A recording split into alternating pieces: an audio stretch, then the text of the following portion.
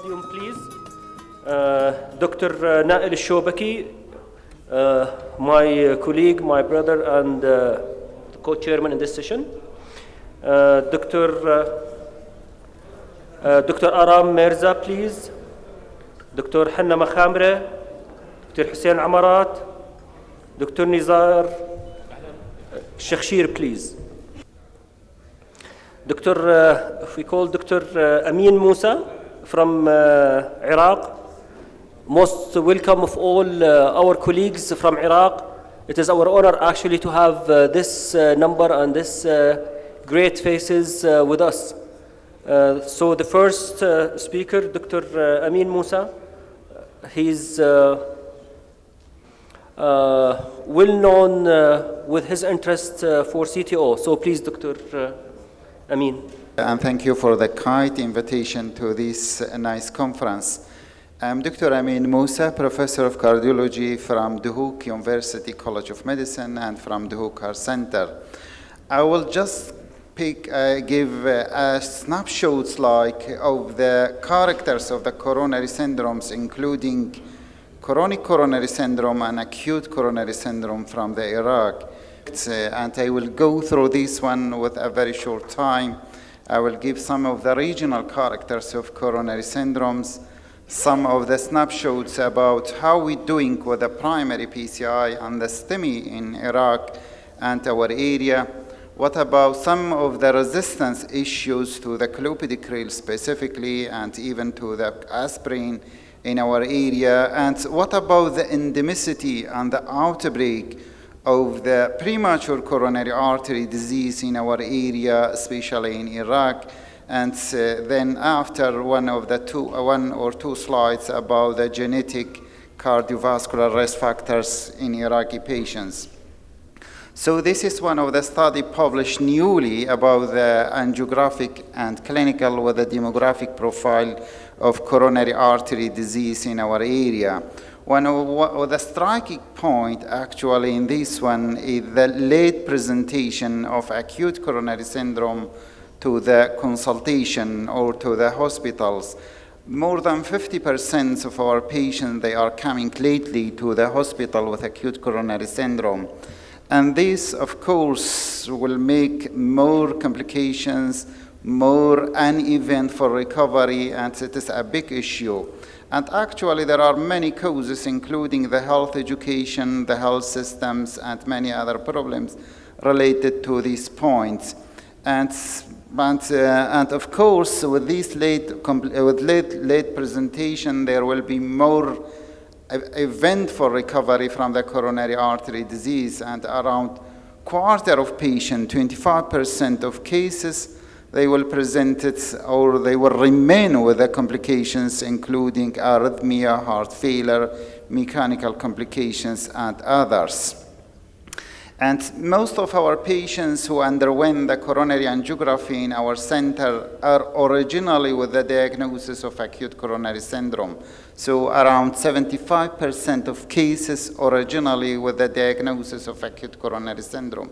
So we are facing too many cases of acute coronary syndrome in our area. Just quarter of patients with the chronic coronary syndrome with the multiple indications. And the primary PCI in our area, this is just a newly published paper again from our center that's giving a snapshot of the idea of the primary PCI in our center and reflecting probably overall the Iraq. Most of patients who presented with the STEMI were male patients, so it is an outbreak among males more than females. Probably this is reflecting the prematurity of coronary artery disease more among male populations, and more than 1/3 of patients were premature. I mean that the age of patients were less than 50 years of age as a presentation, and many of them are presented behind the golden time of the presentation to the cath lab. And those who underwent the primary PCI, most of them got a successful PCI, and more than 90% of them get a drug-eluting stent. And economically speaking, more than 80% of cases were discharged from within the 24 hours of the presentation just after the PCI. Economically, this is a good idea, actually. I do hear from one of our seniors. He said that at his age, the STEMI patient will remain inside the hospital for 21 days. So probably this is a very nice point regarding the primary PCI results. But again, around a good number of them were presented then after with the LV dysfunction and with the complications. One of the points that the resistance issue related to the colloidal, this is one of the study actually were presented in the Euro PCR a few years ago and published its abstract in the Euro intervention, was related to the genetic testing of the colloidal polymorphisms among Iraqi patients. And we found in this study that a good number of our patients were hyperresponsiveness based on the genetic testing to the effect of the colloidal. And the polymorphism that's represented 2:1 and 8:1 are those patients with the intermediate metabolizer. It means that they are not responding very well to the colloidal effect. So in conclusion, 1 out of 5 patients of Iraqi patients were not responding very well to the effect of the colloidal based on the pharmacodynamic of the people. And just making a comparison with the other neighboring country and Europe and US, that our study actually near to the Arab nations, so it's approximately of the same, but it's quite lower than the rate mentioned from the Asian people. So related to the outbreak of the premature coronary artery disease, I think this is a very big issue in the Middle East, including our area. There is an outbreak of premature coronary artery disease. And if you are interested in this study, actually it is present online in the Springer Nature, and with the more than 80 citations from this paper. Probably it got an attention from many researchers all over the world, including the Stanford University. And interestingly and alarmingly, more than 30% of our patients were of strict premature coronary artery disease.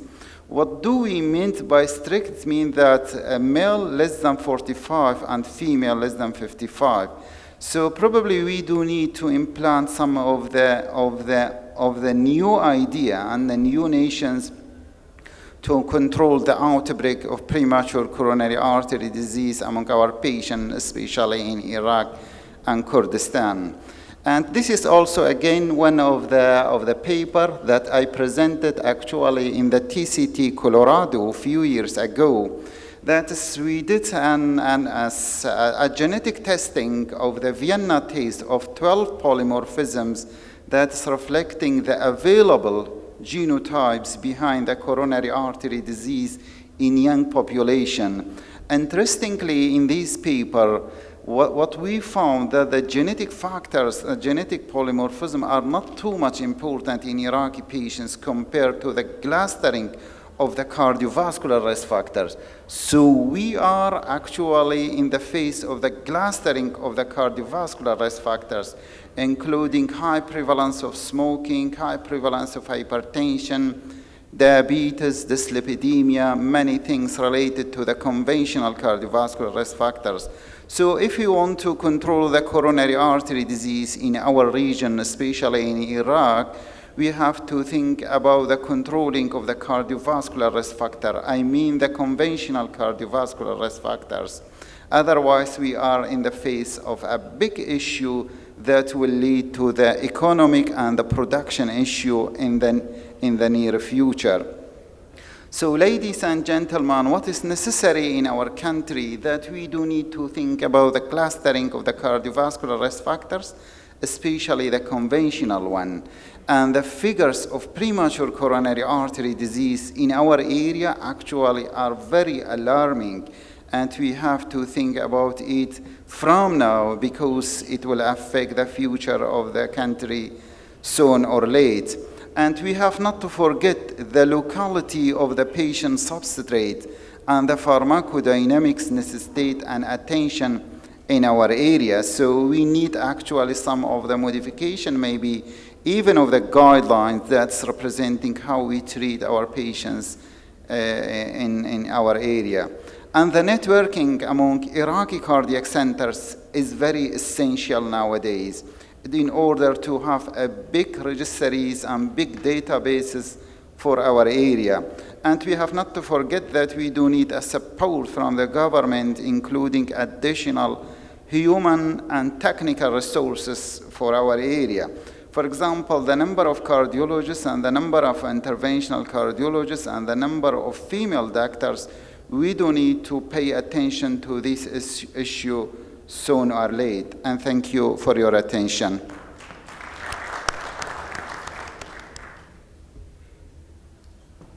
Thank you, Dr. Ameen. The next speaker will be from Palestine, Dr. Izzedein Yasin. He will give us a case about CTO. I think it will be interesting. Tislam, I'd like to thank you for the invitation. What I'd like to present to you, I thought of a simple case of anti-grade CTO, and I thought I want to direct it towards the young physicians who would like really to start a program of PCI CTO or fellows who are really interested in this field. This lady who was performed in the year 2016, she's lady from Gaza, and she really had a story, as anybody comes from Gaza to us in Jerusalem had a story, and her case is not really rare. This is a 57-year-old lady who suffered from diabetes and hypertension, and the history that we could take from her that her symptoms started about 18 months earlier. She was admitted to a hospital in Gaza, and she had a coronary angiography. This showed mid-lady occlusion. She was offered surgery, but she declined. So that's why she was referred to another hospital in West Bank. Now, from the time she was referred until she reached this hospital, it took her about 4 to 5 months. And this is not also unusual for patients from Gaza. They really have a big hardship for them really because of the enclave, because of the siege of Gaza and other logistics. Some of them don't reach in time. She came to this hospital in West Bank, and again, a repetition of the cardiac CAD showed the same thing. She had evidence of impaired left ventricular function, and so an attempt at BCI for her failed because they went into a dissection plane, and so it was aborted. This time, she was convinced to have surgery. So because of her left ventricular dysfunction, she was referred to our cardiac surgeons. Generally speaking, in Maqasid, where I worked, right, we usually work hand in hand with the surgeons, and patients do come first to us, but some patients do come directly to the cardiac surgeons. Now, when she came to us, she was investigated further and was found to have thyroid dysfunction and also carotid disease. So this time she ended in our cath lab. I'm not going really to show you the previous forms of diagnostics or the first attempt at PCI. I don't think I have time, but I think this will suffice the picture which I have.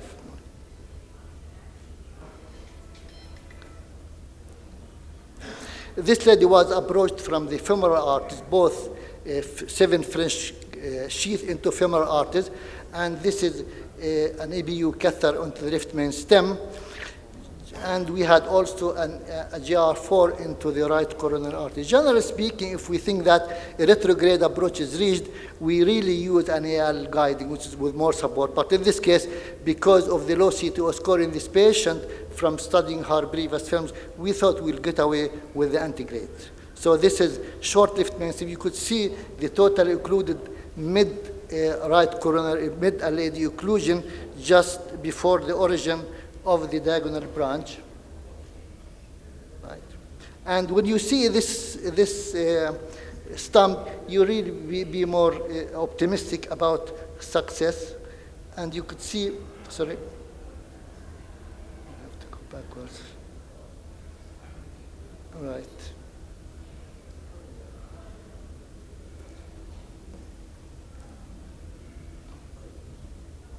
I'd like just to show you the RAO cranial, and you could appreciate really the anatomy better. There are nothing to see on the distal LAD, and there's not much ipsilateral collateralization. This is again another view on the left side showing us the same. Of course, we cannot really tell what's the length of this lesion.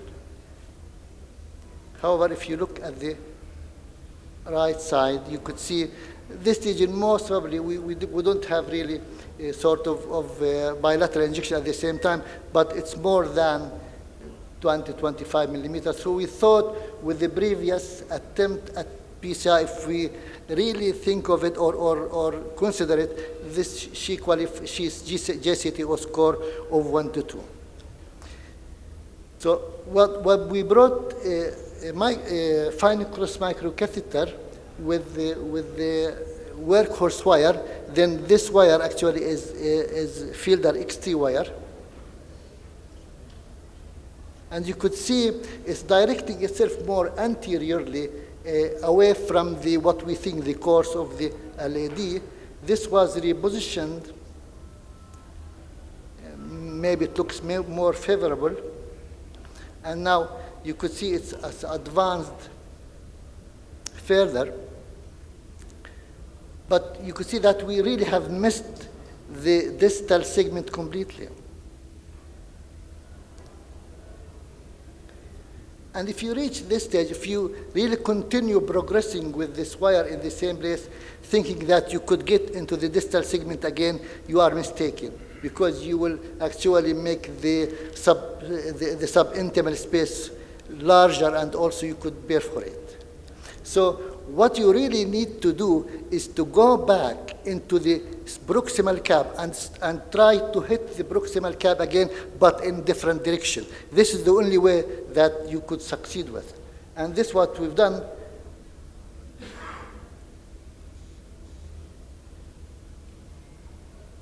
And you can see again, we are really not hitting it well, because most probably the wire would go in the dissection plane that we created to start with.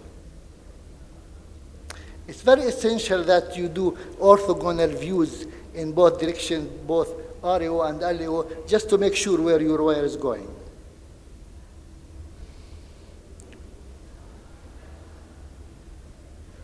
So what you do in this case, so we use the parallel wire technique, which I'm sure many of you they know it. And this wire now is the Gaia second wire. The microcatheter was withdrawn after trapping the first wire, and now it is really loaded on the second wire. And also a bit of caution here. Once you really reach the cap, it is important to really engage in the cap before you do any movement with the first wire, because that will help you to go in the wrong in another place apart from the first puncture of the cap.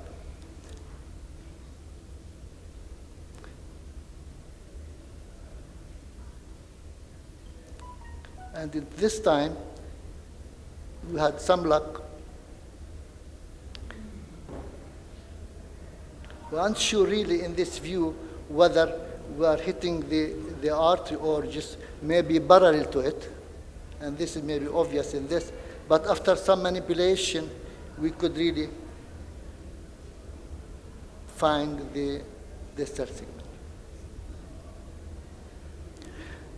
Now, however, the microcatheter would not advance beyond the cap.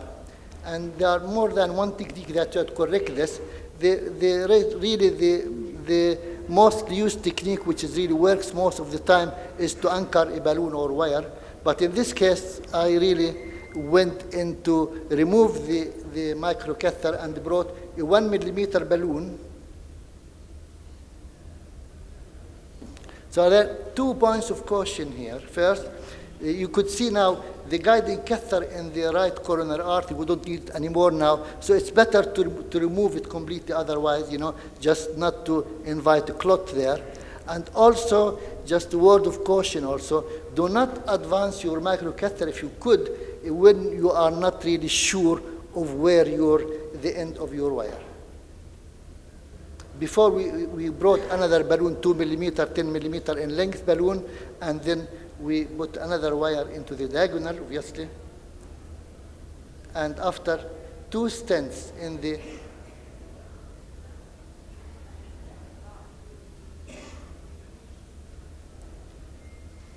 LAD and in the diagonal, the second stent in the diagonal was deployed. This actually what we did, we thought that we could get away without putting stent at the ostium of the diagonal branch. We dilated with the balloon. Obviously, you could see now the severe dissection at the proximal end of the diagonal. Obviously, we have to rewire both arteries again. Then we have the tap technique to deploy, and this is the end result.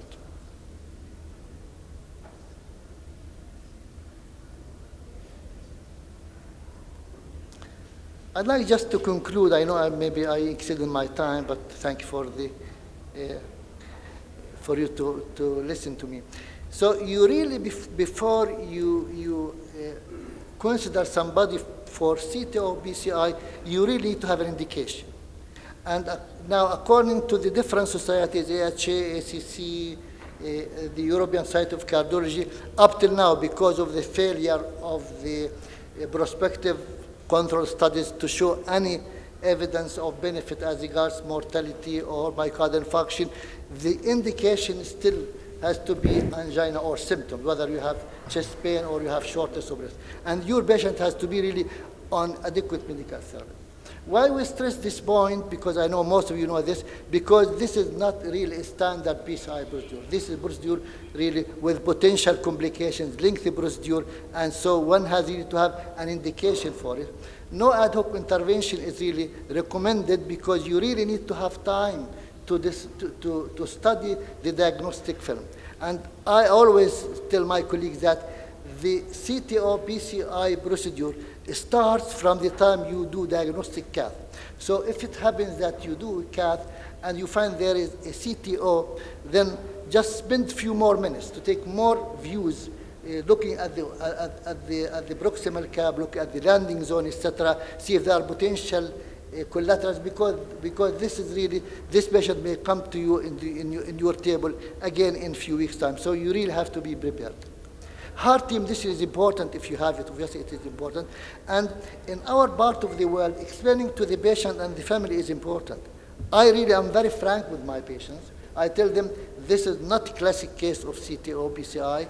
This is a case of complicated, it's long, it has more complications. But what you tell them, 2 important points.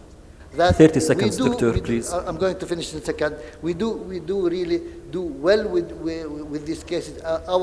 Our complications less than surgery, and also if complications happen, we really can deal with them.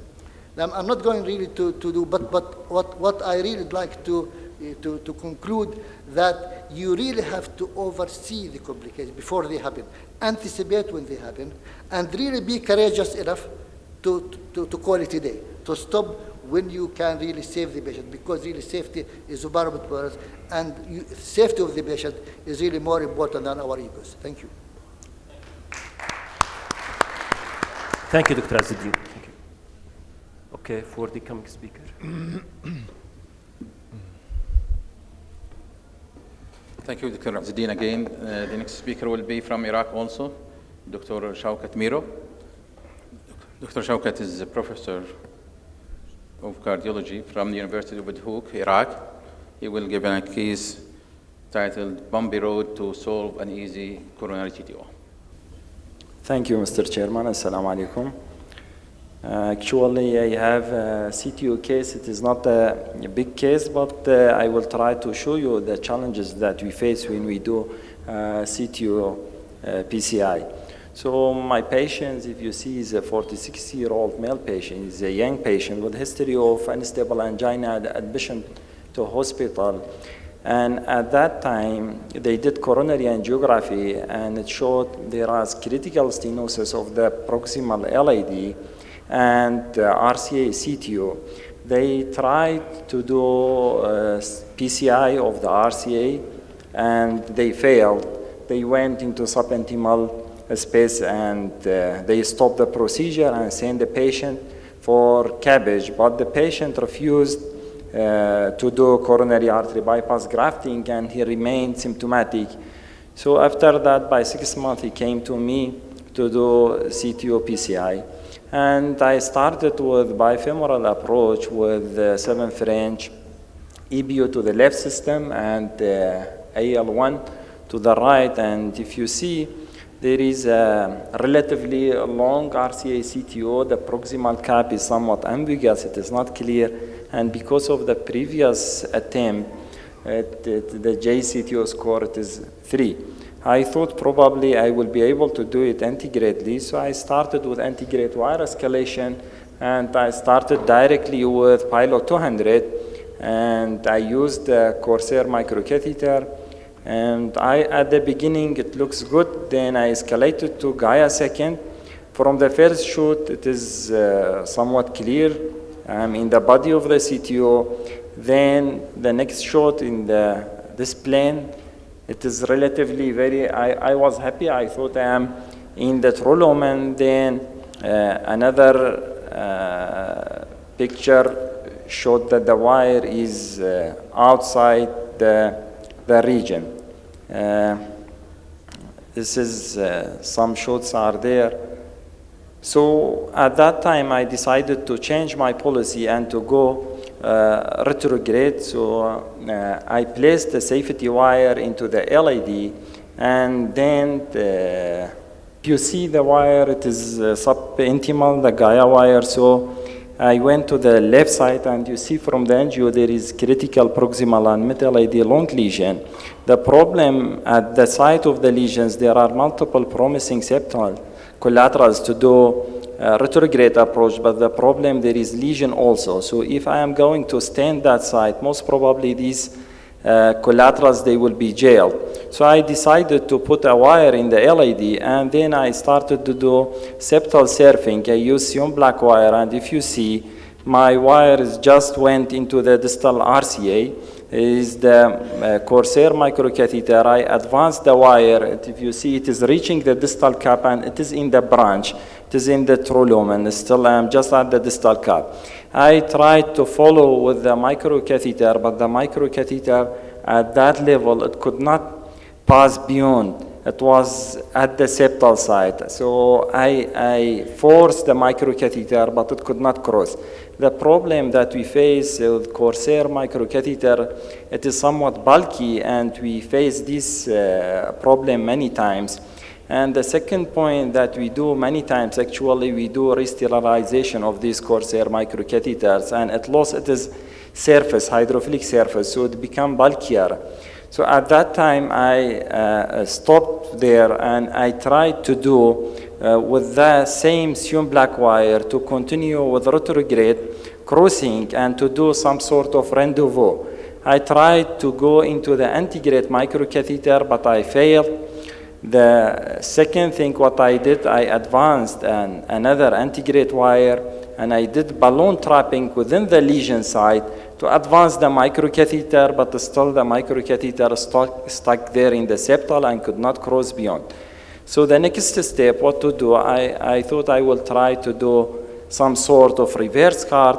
It is a guideliner assisted reverse card. I advanced guideliner into the proximal RC8 and with balloon inflation, and if you see my Sion black wire, it will go into the guideliner and then into the guide. So this is the guideliner assisted reverse card. And I did balloon trapping to trap the wire and advance the retrograde microcatheter for externalization. I failed to do it. So the next option, I thought my microcatheter, it is there in the antegrade guide. I tried, if you see the wire is there, it will go into the microcatheter. So it is some sort of catheter tip in. I advanced the same Sion black wire into the antegrade microcatheter, and I followed with the wire. You see the antegrade microcatheter, it is over the wire, following the course of the wire. And now I will continue the procedure as antegrade PCI we changed to workhorse wire and we start to do some balloon dilatation. And after putting some stents, I ended with this picture. I was relatively happy, but what happened, my Gaia, it went subintimally into the PL branch, and I tried with microcatheter, with Gaia, Fielder XTA to do side branch star technique.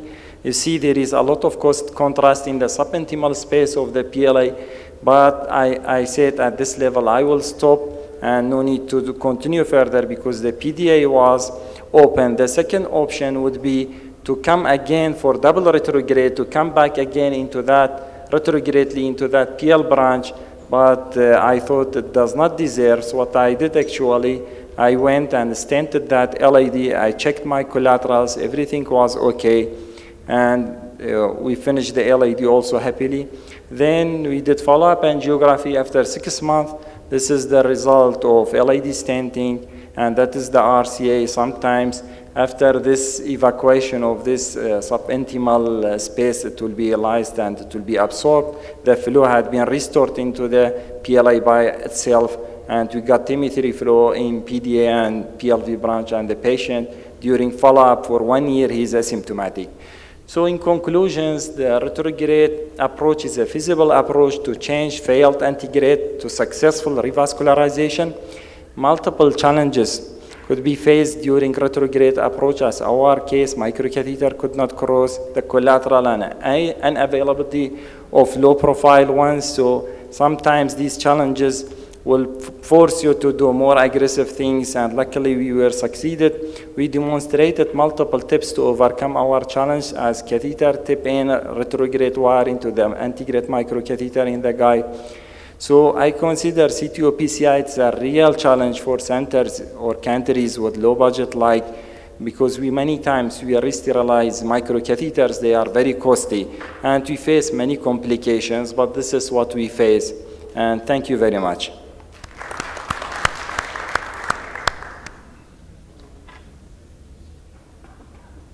Thank you, Dr. Shawkat. We have changed in our program because 2 of our colleagues from Egypt and Palestine couldn't make it to be here with us. So we'll have a case now from our colleague, Dr. Raed Awaishi from Jordan, another case of CTO. I think this is backup case to fill the gaps, so we just prepare it right now. I think some technical issue. We have some time so for discussion. We'd like really to thank all the speakers, and if you allow for me, Dr. Shawkat. Dr. Shawkat, it's very good safe, actually, with the available resources that you have. But it seems that you like rendezvous. If you could not do it inside the native vessel, you do it inside the catheter. Dr. Aram, what's your opinion? Thank you very much for the all presenter. All the presenter were perfect. Regarding the technique that he used, I do agree with him. Sometimes when the problem with the CTO, you know that the problem with the CTO, when you start to do the program for CTO, all resources should available. Personally, I'm not touching any patient if not material or consumable is not available in my cath lab, because in one step, sometimes you are working on the case for 3 hours. Sometimes, like the case have been done by Dr. Shawkat, the microcatheter was sterilized. That's why he cannot cross the septal after he finds septal. So the most important thing for CTO is availability all of the consumable that fortunately now is available in our cath lab in Iraq. I do agree with the technique that I used, and sometimes you are facing that you are losing one of the branch. I'm doing the same as Dr. Shawkat, that I'm leaving that branch for the nature, and possibly like this case, nature will solve some problem for us. So I think we add to the advice not to use re-sterilized instrument in CTO case. Maybe in native cases or just simple cases, straightforward case, but because here you have many problems to solve out. You don't want to add problems to your ongoing case or ongoing problem. If for the branch that you luckily returned after a while of time and recanalized by itself, if you use the double lumen microcatheter, to recanalize, that will be maybe facilitate the things for you. You already have the antigrade wire, and you can easily access the branch. This is my suggestion in this case. Otherwise, everything is good. Actually, double lumen microcatheter, it is not available. Just recently, 6 months back, we got double lumen microcatheters. But many times, such patients, I face them, it will be gel. I just use a simple microcatheter and with the field XTA and do star and leave it. The dissection will heal and the artery would get bigger with the future. But this patient, and till now, I failed with 2 patients with a star. One of them perforated with a star. The second one, this one, it got How do you do star? Can you explain it for the people? Yes, there was subintimal space. As just go there with microcatheter and wire, and most of the time I use fielder XTA, go distally and just make a loop but and you have push stent it. there, so no, star. No, in the side branch, side branch star. I stented the main vessel, and there was contrast going into the subintimal space of the side branch. So I will try to go into the subintimal space of the lost side branch and follow it with the microcatheter. And if you notice that the subintimal space already was big, so just go distally, make a knuckle and push it as much as it goes. And but believe me, it is difficult when you have a stent there. I'll tell you another trick actually you do there if you don't have double lumen microcatheter, to have the balloon outside of the table, and you puncture the balloon from the proximal and from the distal end, and you put another wire there beside the wire, and beside in the side or in the balloon itself, and you go with the balloon down with the wire that you have already in the main branch, and from there you try to track and Yes. make simulation to double lumen Yes, microcatheter. actually I use this techniques many times for delivery of the drugs through the punctured balloon. Yeah, I but use this wire actually it is new. I just learned it 3 months ago from. No, I use this technique for delivering the Siemens, drug 3 months ago. distally. If you don't have, for example, Krilway The drug's balloon. okay. Or, yes. The drug's okay, but down for the wire. Yes. But the second option would be actually to do distal blocking balloon to block the artery and try to go into the side branch. But sometimes Also, it's you know, difficult. for 1 hour, 2 hours, you are the only operator. You will lose these ideas. Very good, safe. And for the septal collateral, if you have problem, you tried with the balloon and you could not. Yes. The could not cross. ideal microcatheter, you think, Aram, is what in this case?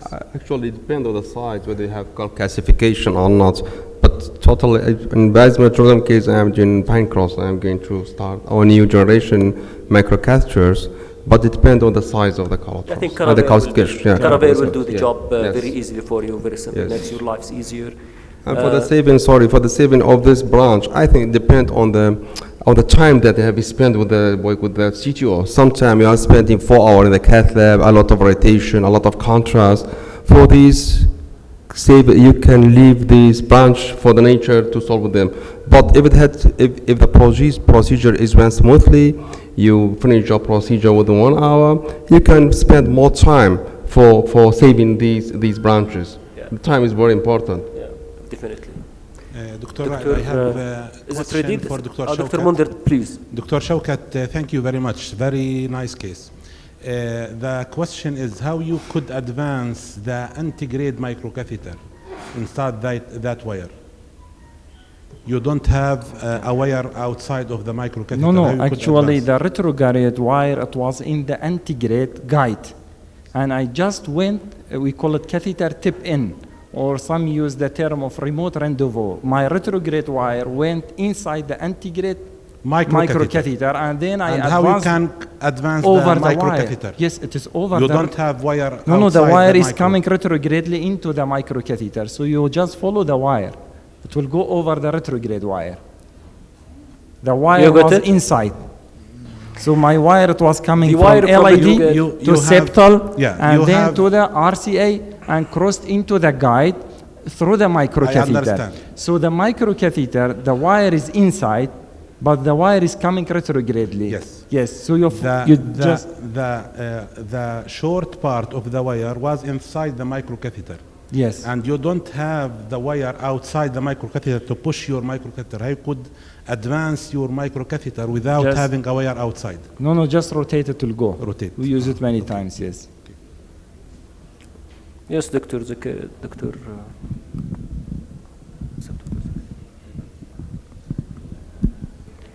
Actually, to make it easy, Thank this you. one sometimes it's difficult to go with microcatheter integrated and retrograde and to kiss each others, and you go with the ماشي. wire. Hello, my question is to Dr. Shawkat. Dr. Shawkat, why don't do CT angio before you do CTO approach for more assessment? For example, CAB, shape, severity of calcification. This one. Another, why you don't put protective wire in the left system before you start integrate approach to RCA?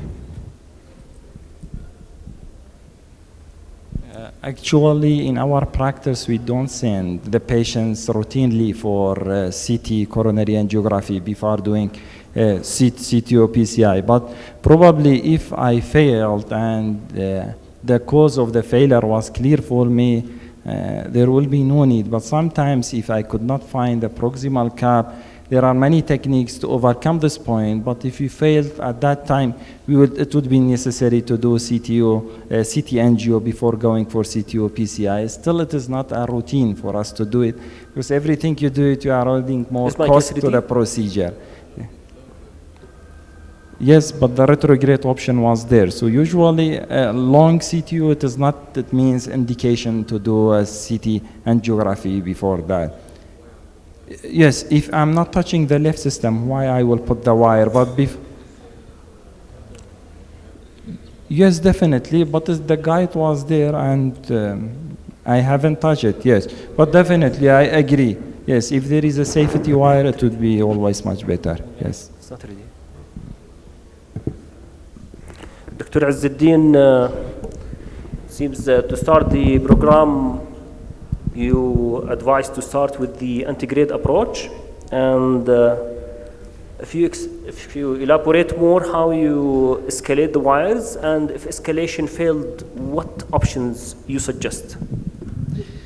And when we started the first CTO, we did it in the year 2006, right?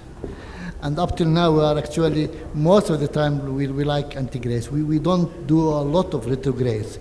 I think we really are guided by the JCTO score, and we believe in it. If JCTO score is more than 4, I don't touch it. 4 or more, I send it somewhere else. So we really go JCTO score 3 or less. Now, as regards how we work in our cath lab, we always have 2 people, two physicians working in the cath lab. The wiring, we now have almost everything. I remember when I did my first cath, my first CTO, and it was retrograde actually, I only have 3 wires. I have the Miracle wire, I have the BTT, I don't know if anybody remember the BT2 wires, right, from Boston Scientific, and the whisper wires, and that's it, right? And obviously, you have balloons. We didn't have even obviously the microcatheters, right? Nowadays, for the fellows, what do you suggest? Right. How to start CTO? Right. We always start with antigrade. This is very important. Sometimes you'll be surprised that the polymer jacketed low load tip wire works. We start always with almost with the Fielder XTs. And we upgrade now with as I did in this case, with the Gaia mainly second, and the pilot wires. If that doesn't happen, then the Confianza Pro, this is our maximum. We rarely use Hornet or anything like this. Now, the Confianza, we really do. If you fail after that. Right.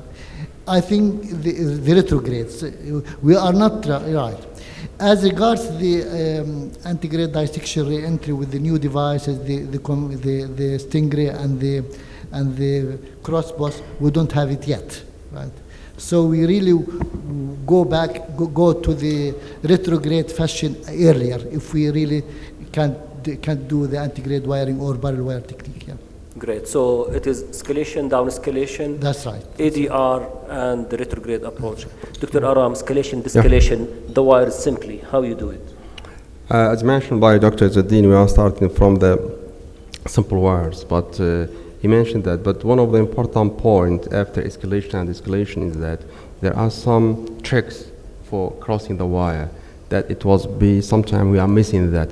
The most important to me is that when we are tracking the anti-grade wire to the subintimal space, well, it's better to leave that. It's better to keep the wire there and try with another wire. That's the parallel wire technique. I think that sometimes if we are pulling out our wire which went to the the false lumen, sometimes we cannot get in that area again. So better to keep the wire there in the subintimal space and try to take another wire. Just in vast majority, you can be successful in crossing that lesion. So there are a lot of tricks that important in crossing the wire. Regarding the escalation, as you mentioned, that we are starting with these wires that you mentioned, but it needs a time. It needs experience. Time is very important. Nizar, you have a comment? Escalation, de-escalation. Yeah, I think I agree with the, that you need the simple way, just to make it simple, we have the simple wires for negotiation and the tough wires for penetration. And the idea between escalation and de-escalation, you go high when you want to penetrate, you go down to negotiate. Especially when you have tortuous CTO within tortuous vessel, you need to find out, and this is helping by doing the CT before, and you have the simple lesion, so the wire goes softly, you go with a simple wire like filters, like Cyan Black, filter XTF, filter XTR, and you go to the stiff wires like Gaia and Confianza when you want to penetrate. And the ideal thing to do is to change between them, not always just go escalation, escalation, escalation. You go escalation and down escalation, escalation, down escalation, according to the lesion that you have.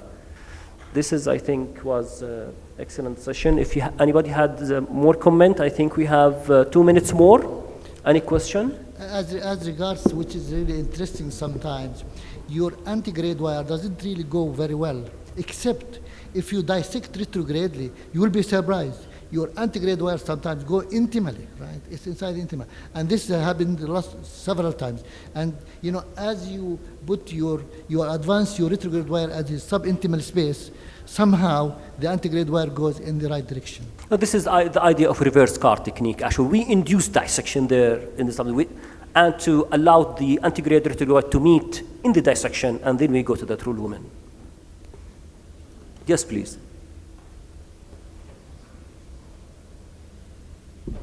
My question to Dr. Ameen, please, you think that the in vitro resistant clopidogrel resistance and this test was done, how it is correlate with real work or applied? Sometimes we use a large dose of clopidogrel to avoid this resistance. And did you find in this study there is a difference between the Iraqi patient and other area or in the regarding clopidogrel resistance?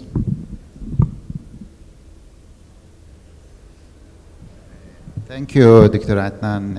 Actually, regarding the resistance, yes, it not mean that when there is genetic testing positive or even the aggregometry, if it is negative, I mean, for the clopidogrel action, it means that 100% this drug is not working. It means that there is some sort of the hyporesponsiveness. And this point is, among other points, make the international scientists to think about the new antiplatelet, like the using of the ticagrelor or the prasugrel as a main point in the guideline instead of the clopidogrel in the availability. So the hyporesponsiveness is a matter of the range of the extent rather than just a cut-off of how much of the patient will not respond and how much the other patients are not respond. Generally, as I presented there, that among our area, we are near the Arab countries in terms of the prevalence of clopidogrel resistance. I think there was one study from Saudi Arabia tackled this issue before a few years. Thank you.